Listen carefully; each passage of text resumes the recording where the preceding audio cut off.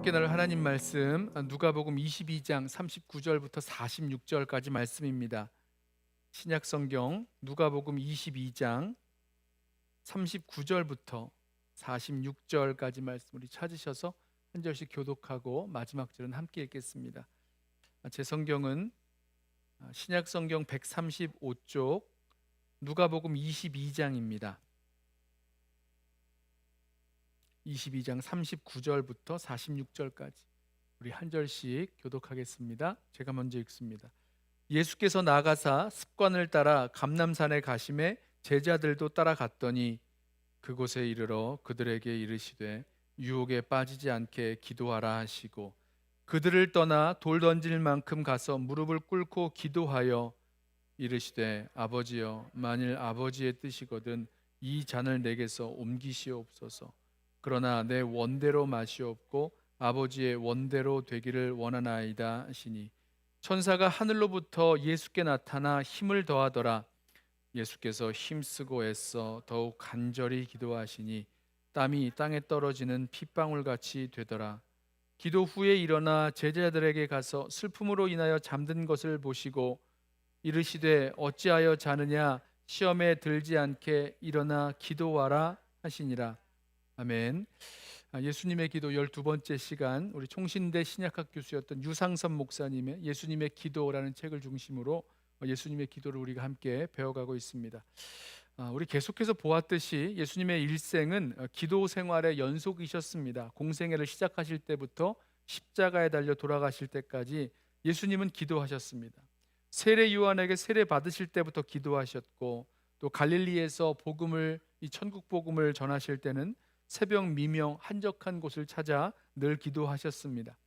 12제자를 세우실 때도 기도하셨고 오병이어로 5천을 먹이신 후에도 기도하셨고 변화산에서도 그 용모가 변하실 때에도 기도하시다가 변화되셨고 십자가에 달려 마지막 숨을 거두실 그때에도 기도로 사셨습니다.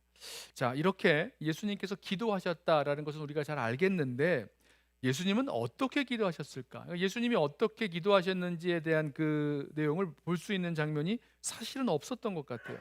자, 그런데 오늘 본문을 보면 예수님의 기도 모습을 볼 수가 있습니다. 바로 겟세마네 동산에서의 예수님의 기도죠. 유상선 목사님은요, 예수님의 기도라는 책에서 이 누가복음에 기록된 겟세마네 동산의 기도를 한마디로 이렇게 정의를 했는데 기도의 전쟁, 기도의 씨름이었다 이렇게 이름을 붙였습니다.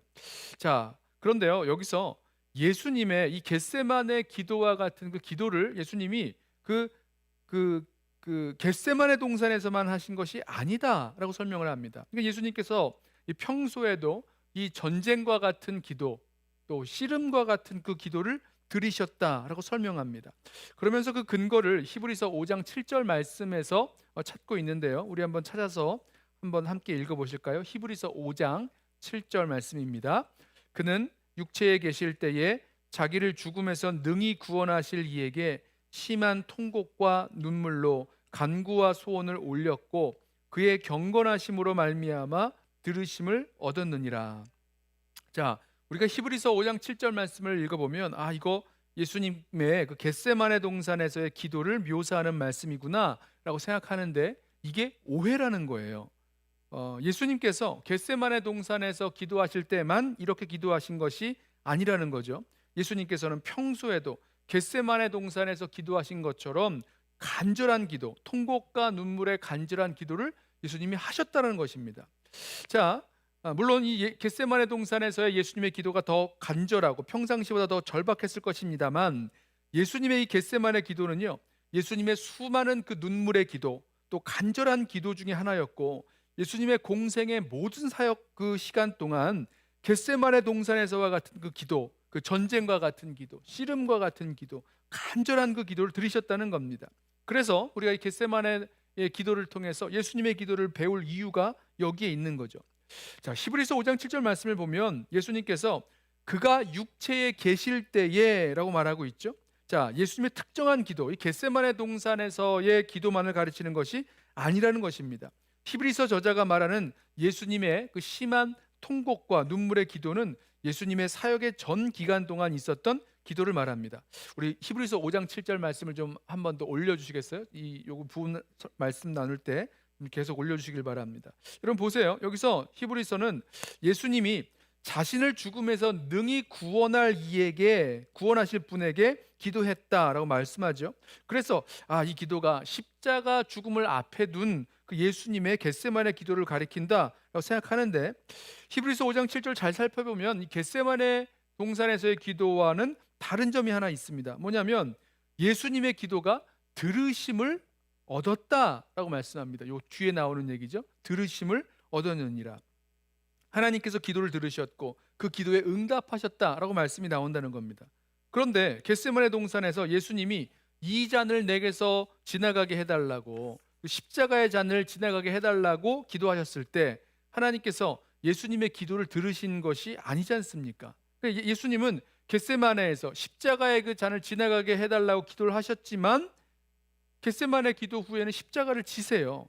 그런 의미에서 겟세마네 기도는요, 기도한 대로 응답된 기도가 아니었다는 겁니다. 자, 그러면 히브리서 5장 7절에서 말하는 그 죽음은 무엇을 말하는 것일까? 자, 이 죽음은요, 예수님께서 사역하셨던 기간 전 그 시간 동안 계속해서 위협을 받았던 그 죽음의 위협과 관련된 것입니다. 여러분 생각해 보세요. 예수님은요, 공생의 기간 내내 계속적으로 죽음의 위협을 받으셨습니다. 사역 초기에는요, 나사렛 사람들, 예수님 고향 사람들이죠. 나사렛 사람들이 예수님의 그 회당 설교를 듣고는 분노해서 예수님을 밖으로 끌고 나아가서 그 동네가 지어진 그 낭떠러지까지 끌고 가서 거기서 밀어 떨어뜨려 죽이려고 했었습니다. 사역 초기에요. 그 이후로 예수님은요, 유대 그 종교 지도자들의 그 안식일을 준수하지 않는다라는 뭐 여러 이유 때문에 예수님을 죽이려는 그 음모에 시달리셨어요. 요한복음을 보면요, 유대인들이 여러 차례 예수님을 죽이려고 했고 또 때로는 돌로 치려고 했던 그런 기록도 나옵니다. 무슨 말씀이냐면 계속된 예수님의 공생에 계속된 그런 음모에도 불구하고 예수님께서 이 죽임당하지 아니하신 것은 이와 같이 자신을 죽음에서 구원해달라고 기도하셨던 예수님의 기도가 있었기 때문이다 라고 설명을 하는 거예요. 물론 십자가에 달려 죽을 때가 아직 되었지 않았기 때문일 수도 있습니다만은 예수님은 이와 같은 기도를 해오셨다는 거죠. 그리고 마침내 십자가의 죽음을 앞에 두신 겟세마네 동산에서 이 기도의 전쟁을 치르신 것입니다. 히브리서 5장 7절에 예수님이 눈물과 통곡의 그 간절한 기도를 드리신 그것은 겟세마네 동산만의 기도가 아니라 예수님의 평소의 기도의 모습이다. 바로 이 말씀을 드리려는 거죠. 자, 예수님의 기도를 배우고 따라감으로 예수님 닮고 예수님 따라가는 제자가 되기를 원하시는 성도라면 우리는 예수님의 기도를 이 바로 겟세마네 동산의 기도에서 배우려고 하는 것입니다. 겟세마네 기도와 같은 기도를 저와 여러분이 해야 될 이유가 바로 여기에 있다는 거죠. 자, 그럼 이 겟세마네 기도는 어떤 기도였는가? 우리가 이 겟세마네 기도를 통해서 배우는 예수님의 기도는요, 첫 번째 습관적이고 규칙적인 기도였습니다. 자, 누가는요, 예수님께서 습관을 따라 겟세마네에 가셨다 이렇게 밝히죠. 39절 예수께서 나가사 습관을 따라 감람산에 가심에 제자들도 따라갔더니, 예수님은 예루살렘에 오실 때마다 이 겟세마네, 이 감람산 겟세마네 동산을 찾으셨고 낮에는 사역을 하시고 저녁이 되면 감람산 겟세마네 동산에서 기도하시면서 쉬셨습니다. 누가복음 21장에 이 말씀이 나오죠. 21장 37절 말씀이에요. 예수께서 낮에는 성전에서 가르치시고 밤에는 나가 감람원이라 하는 산에서 쉬시니 모든 백성이 그 말씀을 들으려고 이른 아침에 성전에 나아가더라. 보이시죠? 기도하시면 예수님은 겟세마네에서 기도하면서 밤을 보내셨고 아침이면 성전에서 자신에게 나온 백성들을 가르치셨습니다. 이게 갈릴리 사역에서도 이런 모습이 있으셨어요. 갈릴리에서 사역하실 때도 새벽 오이렴이며 한적한 곳을 찾으셔서 기도하셨듯이 예루살렘에서도 예수님의 기도 생활은 계속됐다는 겁니다. 예수님의 계속적인 기도 생활이 갈릴리에서나 예루살렘에서나 계속 반복적으로 있었다는 거죠. 특히 예수님의 기도와 사역은 연결되어 있습니다. 우리 이미 여러 곳에서 보았죠. 예수님은 항상 기도하신 후에 가르치셨고, 기도하시고 전도하시고, 기도하시고 천국 복음을 전하시고, 기도하심으로 제자들을 세워 나아가셨습니다. 자, 우리는요, 이 겟세마네 동산에서 습관을 따라 반복적으로 규칙적으로 기도하신 예수님을 보면서 우리에게 이런 기도의 습관, 규칙적인 기도의 자리가 있는지를 먼저 함께 점검하기를 원합니다. 여러분, 예수님은요, 늘이에요. 갈릴리에서나 예루살렘에서나 언제 어디서나 늘 그런 기도의 자리를 찾아가셨습니다. 아버지께 기도하시기 위해서 특별히 시간을 내셨고 습관을 따라 계속되는 그런 기도의 자리가 있으셨다는 겁니다. 그렇게 기도하셨기 때문에 변함없이 흔들리지 않고 아버지께서 맡기신 그 사명을 감당하시면서 끝까지 나아가실 수 있었다는 거죠. 자, 저와 여러분도 마찬가지예요. 여러분, 저와 여러분에게 기도의 자리가 없다면, 기도의 자리를 잃어버렸다면 여러분 정말 우리가 진지하게 하나님의 뜻을 구한다고 말할 수 있겠습니까? 여러분, 기도의 자리를 잃어버리면요, 우리는 어느새 하나님의 뜻, 하나님의 인도하심, 이거 다 잃어버립니다. 그리고 하나님의 뜻에 순종하는 것, 그것 또한 더 잃어버리고 멀어지게 되는 겁니다. 만약 저와 여러분이 기도의 자리를 잃어버리셨다면, 기도의 습관을 잃어버리셨다면, 오늘 예수님께서 습관을 따라 기도하셨다는 사실을 여러분 마음에 담으시기를 바랍니다. 마치 우리 매일 성경을 읽겠다라고 결심하는 것처럼, 매일 말씀 묵상을 하겠노라 결심하는 것처럼 주님께 기도하는 자리, 기도하는 그 시간을 여러분 갖기를 결심하시고 기도하는 그런 바른 기도의 습관, 또 규칙적으로 계속되는 기도의 자리를 잃지 마시기를 부탁을 드립니다. 그리고 그래서 우리에게도 이 습관에 따라 기도할 수 있는, 습관을 따라 기도할 수 있는 이 겟세마네 동산이 필요하고요, 저와 여러분에게 우리 이 금요 기도회가 겟세마네 동산에서 기도하셨던 주님처럼 그런 겟세마네 동산의 기도의 자리가 되기를 소원합니다. 자, 두 번째로 겟세마네 기도를 통해서 배우는 예수님의 기도는 천사가 힘을 더하는 기도였습니다. 43절을 보세요. 천사가 하늘로부터 예수께 나타나 힘을 더하더라. 천사가 기도하는 예수님을 도왔다는 겁니다. 어떻게 도왔습니까? 예수님의 기도를 강하게 힘있게 했다, 이런 뜻입니다. 자, 여러분 생각해 보십시오. 우리 오늘 말씀에서는 잘 다루진 않지만 예수님 옆에서 졸고 자고 있는 그 제자들 말입니다. 제자들만 힘들고 피곤했을까요? 예수님은 하나도 힘 안 들고 피곤하지 않으셨을까요? 그렇지 않습니다. 예수님도 힘드셨고 피곤하셨고 그러셨을 거예요. 그런데 게다가 예수님은 아주 간절한 기도로 아주 기진맥진한 상태에 계셨을 때인데도 그럼에도 불구하고 기도를 멈추지 않으셨고 그 중에 천사가 나타나 그 지친 예수님께 힘을 더해줬다는 거죠. 자, 예수께서 기도하실 때에 천사가 그의 기도를 도왔다는 사실은요, 성경에서 이런 얘기가 처음 나오는 것 같아요. 이런 건 본 적이 없습니다. 보통 성경에서 천사가 나타나는 것은요, 기도에 대한 하나님의 응답이라거나 아니면 기도에 대한 응답으로 하나님의 계획을 전달하기 위해서 나타나죠. 예를 들면 민수기 20장 16절에서 애굽에서 고통당하는 이스라엘 백성의 기도를 들으시고 천사를 보내 그들을 지켜주셨다, 이런 말씀, 이런 거 말입니다. 사사기에서 삼손의 아버지 누굽니까? 마누아가 기도했더니 천사를 보내서 응답하시잖아요. 히스기야의 기도를 들으시고 하나님께서 천사를 보내셔서 그 아수르 군대 18만 5천을 치시잖아요. 이런 거죠. 다니엘이 계시를 깨닫기 위해서 기도했을 때 가브리엘을 보내셔서, 천사를 보내셔서 설명해 주시고 이런 그 일들은 있는데, 이렇게 기도에 힘을 더해 주었다, 이런 건 참 보기가 힘들죠. 예수님만이 하나님 뜻을 따라 기도할 때 천사의 도움을 받고 그 강력한 도움으로 힘있게 기도하실 수 있으셨습니다. 간절하게 기도하실 수 있으셨죠. 천사의 도움이 없었다면 예수님께서는 기도하다가 탈진하셨을지도 모르겠어요. 우리도 예수님처럼 천사의 도움을 받아서 힘있는 기도 할 수 있는지 모르겠지만 아주 확실한 게 하나 있는데, 바로 성령께서 우리 모든 성도들이 바르게 기도할 수 있도록 강력하게 도우신다라는 사실입니다. 로마서 8장 26절과 27절 말씀 보시면 이렇게 말씀하죠.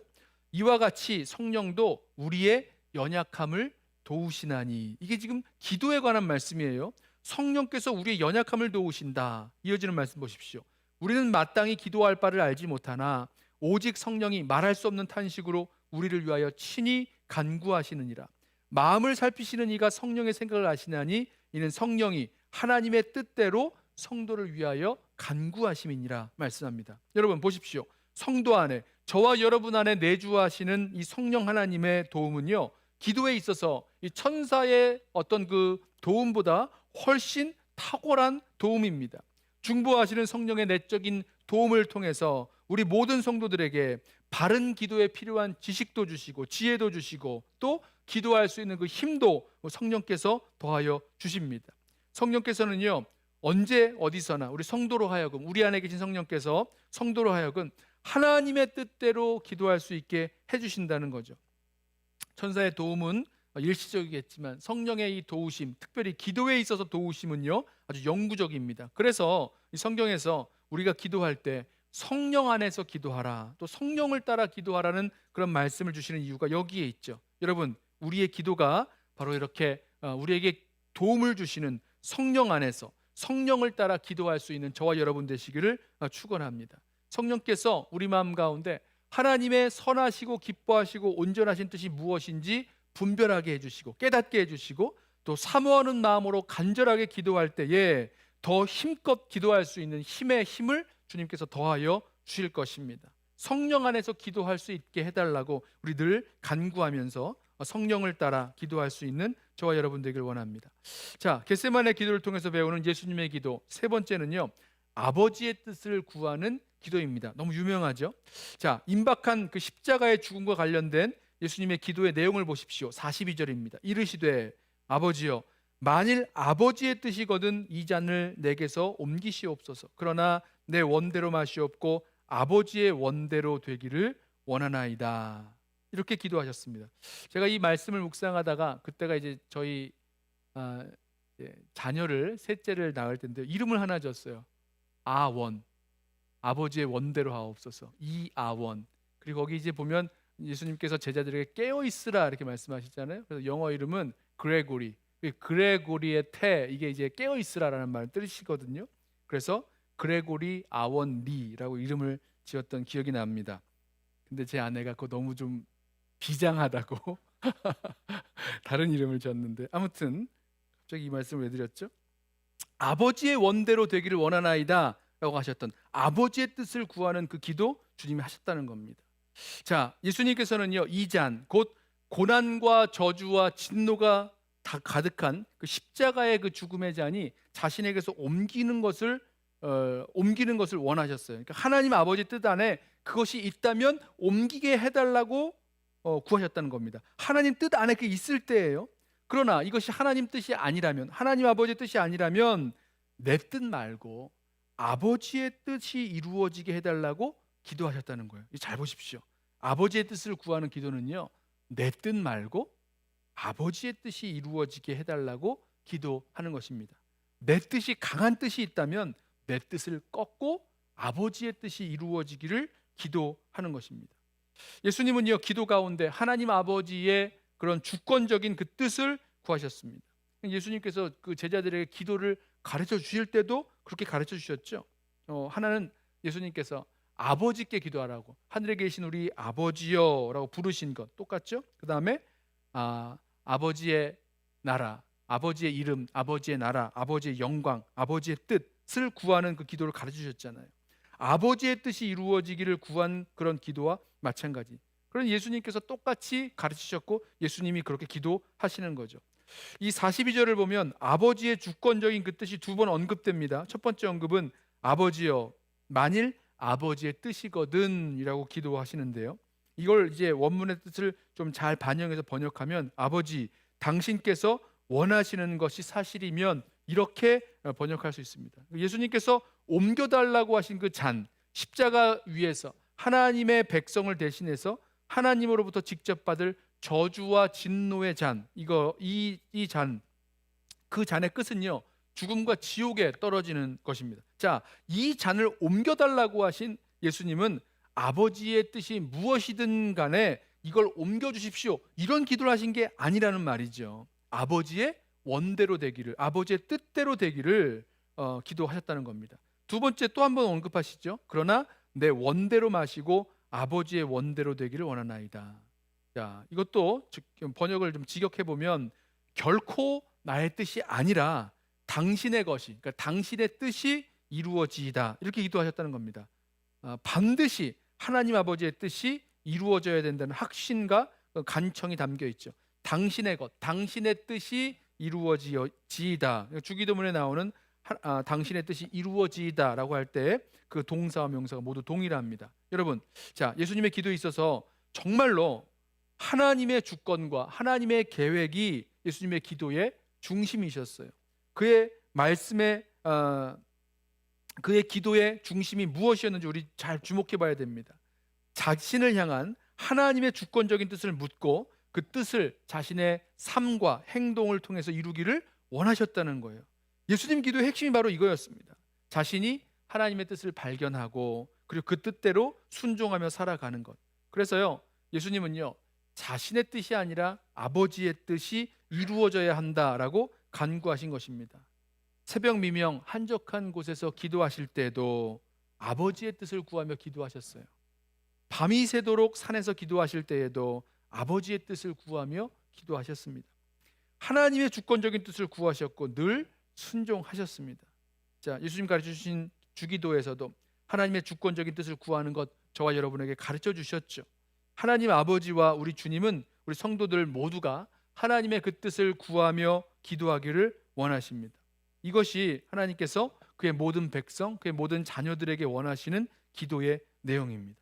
하나님의 기쁘신 뜻을 이루기 위해 예수님은 기도로 몸부림치신 거죠. 그런데 저와 여러분을 좀 살펴보면 우리는요, 우리 개인의 욕심과 욕망을 이루기 위해서는요, 눈물을 아끼지 않고 기도하는데 하나님 아버지와 주 예수 그리스도의 그 주권적인 뜻을 찾고 그 뜻을 이루는 기도를 할 때는요, 너무나 냉랭하게 참 맥없이 형식적으로 기도하는 것을 보게 됩니다. 하나님이 원하시는 것이라면 하나님께서 뭐 이루실 거니까 내가 뭐 꼭 그렇게 기도할 필요가 있는가라는 생각도 하면서 아주 성경적인 자세가 아니죠. 기도의 자세가 아니죠. 여러분 보십시오. 예수님이 가르치시고 실천한 기도 속에는 항상 하나님의 주권적인 그 계획과 또 간절한 기도가 함께 갔어요. 하나님의 주권적인 뜻과 계획이 있고 동시에 그것을 향한 간절한 기도가 함께 갔습니다. 같이 가는 겁니다. 여러분 경험하셨죠? 제대로 기도하면 우리 마음에 불이 타오릅니다. 그리고 우리 마음 가운데 열정이 가득해져요. 그래서 기도를 통해서 하나님의 주권적인 뜻을 찾고 그것을 기도한다면 그 기도를 통해서 하나님의 그 뜻을 이루어 나아가는 시작을 하게 됩니다. 이런 하나님의 뜻을 구하는 그 기도를 깊이 하면 할수록 하나님의 뜻에 더 사로잡히게 되고 그 뜻을 이룰 수 있는 그런 더 갈급한 열망, 또 그 뜻을 이룰 수 있는 도구가 되는 일에 나가게 되는 거죠. 반면에요, 우리의 기도가 우리의 욕망에 끌리는, 욕망에 사로잡혀서 세상의 것들을 향해서 계속해서 기도해 나아간다면 오히려 그런 기도는 우리 마음속에 있는 세상적인 욕망과 탐욕의 불을 더욱더 간절히 지필 뿐일 것입니다. 하나님의 뜻으로부터는 점점 더 멀어질 수 있는 거죠. 여러분, 저와 여러분은요, 우리 기도 가운데 늘 하나님의 선하시고 온전하신 뜻이 무엇인지 늘 구할 수 있는 저와 여러분 되길 원합니다. 이게 바로 예수님의 기도죠. 습관을 따라 반복적으로 기도하셨던 그 예수님, 아버지의 뜻을 구하면서 기도하셨어요. 또 저와 여러분도 그렇죠. 습관을 따라 반복적으로 기도할 때마다 계속해서 아버지의 뜻을, 하나님의 뜻을 구하면서 기도하면서 살아가겠습니다. 성령 안에서 아버지의 뜻을 구하며 기도하시고 또 아버지의 뜻을 알고 따르고 또 순종할 수 있는 저와 여러분 되기를 소원합니다. 자, 예수님의 기도, 겟세마네 동산에서 배우는 예수님의 기도 네 번째는요, 힘쓰고 애쓰는 간절한 기도였습니다. 예수님은 마치 전쟁에서 싸우는 용사처럼 기도하셨습니다.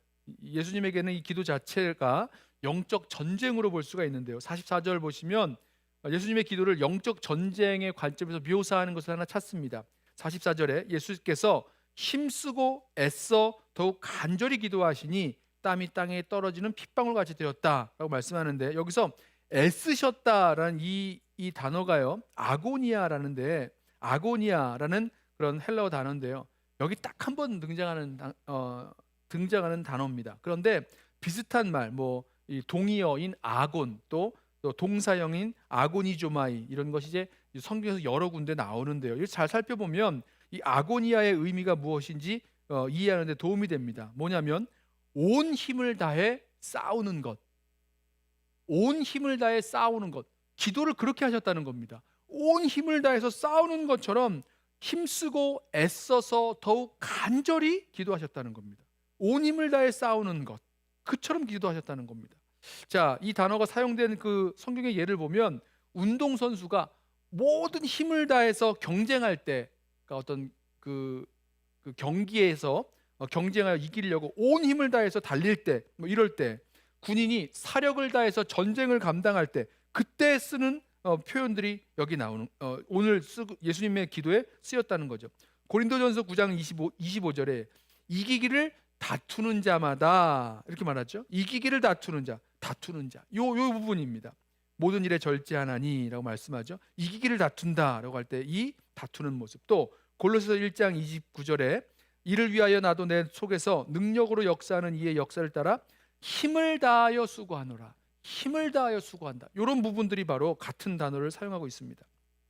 또 디모데전서 6장 12절에 믿음의 선한 싸움을 싸우라. 여기도 같은 말씀이죠. 선한 싸움을 싸우라. 싸움을 싸울 때 이 지금 같은 그 어근을 갖고 있는 동사를 사용하고 있습니다. 자, 이 아고니조마이를 다양한 문맥에서 좀 살펴보면 전쟁에서 싸울 때, 운동 경기에서 다툴 때, 복음 사역이나 성도의 경건 생활이나 기도 생활 이런 거에 있어서 온 힘을 다해서 하라라고 말할 때 바로 이 동사를 사용해요. 자, 그래서 예수님의 기도는요, 전쟁을 치르는 것과 같이 온 힘을 다하는 그런 모습이었습니다. 스타우퍼라는 학자는요, 이 아고니아를 임박한 결정이나 위험을 앞두고 온 힘을 최상으로 집중하는 것을 가리킨다라고 지적했습니다. 다시 말해서 예수님의 그 기도는요, 인류의 운명을 바꿔놓을 이 결정적인 전투를 앞에 두고 승리하기 위해서 온 힘을 기울여야 했던 영적 전투, 영적 전쟁의 기도였다는 거죠. 예수님께서 이 전투를 밤새도록 하시는 겁니다. 그 땀이 땅에 떨어지는 핏방울같이 되었다는 언급 잘 생각해 보십시오. 바로 영적인 전쟁을 치르셨다는 것을 보게 되죠. 전쟁에서 피 흘림이 있듯이 예수님의 기도의 피가 떨어지듯 땀이 흘렀다는 것은 예수님의 기도가 치열한 영적 전쟁임을 분명히 보여주는 거죠. 자, 그래서요, 저와 여러분의 기도를요, 영적 싸움에서의 영적 전쟁의 관점에서 좀 점검해 볼 필요가 있습니다. 여러분, 기도할 때마다 영적 전쟁을 앞에 둔 사람들이 최선의 힘을 다해서 모은 힘을 최상으로 집중해서 아버지의 뜻을 구하는 그런 영적 기도 전쟁의 싸움을 우리 함께 싸워야 될 것입니다. 기도는요, 우리 성도들의 본질적인 어떤 의미에서는 직업이라고 말씀드렸죠. 여러분, 이 기도 전쟁을 하지 않는 성도는요, 성도의 가치를 전혀 인정받을 수가 없을 것입니다. 기도의 전쟁 없이도 하나님의 주권적인 그 뜻을 구할 수 있다. 그렇지 않죠. 그 뜻대로 살아갈 수 있다. 기도 없이 살아갈 수 있다. 아주 어리석은 생각입니다. 우리의 기도 없이 사단의 세력을 물리칠 수 있다. 이런 거 아주 위태로운 생각이죠.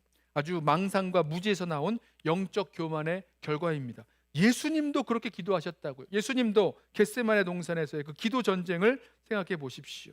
자, 아버지 뜻에 순종하는 그 십자가의 승리를 얻기 위하여 예수님은 그 기도의 전쟁, 고독한 기도의 전쟁을 감당하셨다는 것입니다. 기도 전쟁 없이는 주님의 뜻을 알 수도 없고 주님의 뜻에 순종할 수도 없는 거죠.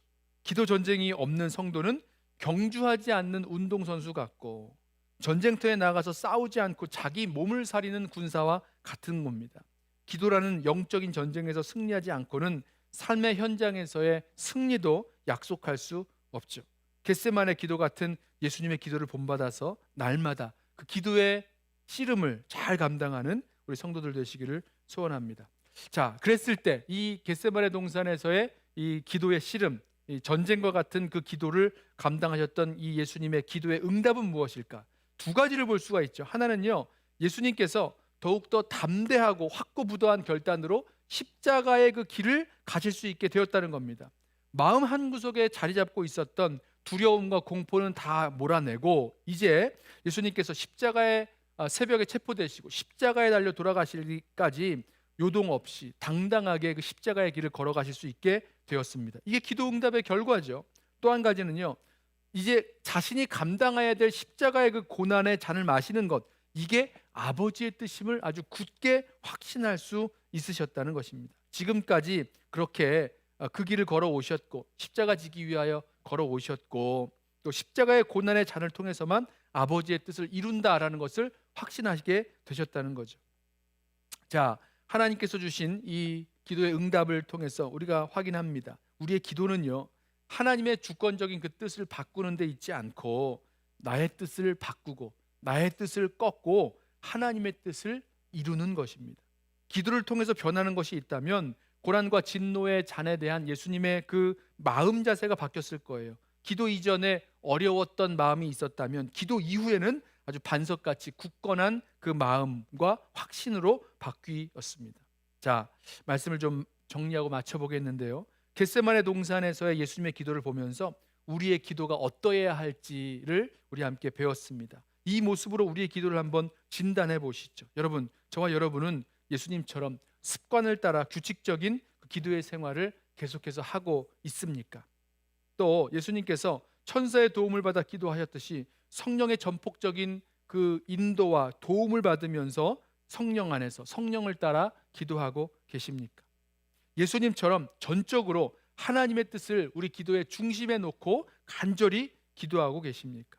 운동 경기 참여하는 선수처럼, 전쟁에 나가는 군사처럼 그런 기도의 씨름을 싸워서 하나님의 뜻을 확신하기까지 정말 충분하게 기도하고 계십니까? 또 예수님께서 그 온몸을 땀으로 적시시고 그 땀이 핏방울처럼 떨어졌던 것처럼 그렇게 간절하게 기도하고 계십니까? 여러분, 저와 여러분, 예수님처럼, 우리 모두가 예수님처럼 겟세마네 동산에서의 기도를 감당하는 저와 여러분 되기를 원합니다.